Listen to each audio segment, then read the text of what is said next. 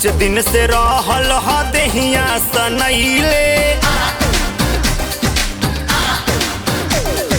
5 दिन से रहल ह देहिया सनैले छुई जनिए राजा जी पानी नहैले छुई जनिए राजा जी पानी नहैले पतरी शरीरिया लागी हमार फैले छुई जनिए राजा जी पानी नहैले छुई जनिए राजा जी पानी नहैले।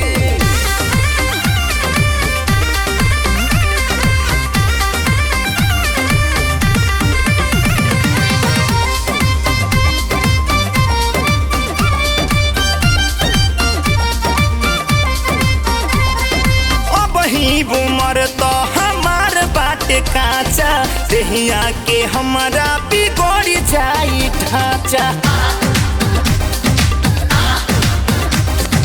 अब ही उमर तो हमार बाटे काचा हो जाई लइका बिगड़ जाई ढांचा हो खाई अभी जनी लइके में लइका जी छोड़ी ना हटी होने करतानी हइका जी लोट करी ना कुछ दिन राखी गए रउआ हरदम रहिले खखुआइले भइल नाया राम रहल देहिया तू खइले छुई जनिए राजा जी पानी नहैले छुई जनिए राजा जी पानी नहैले।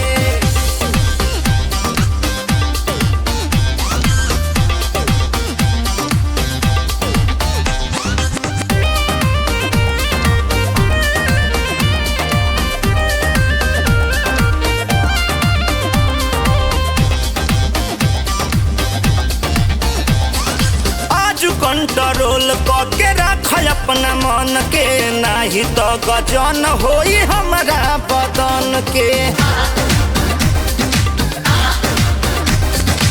आज कंट्रोल करके रख अपना मन के नाही तो गजन होई हमारा बदन के मनाली मन के अपना धरी जनी कोरा में अपन सामान हमारा भरी जनी झोरा में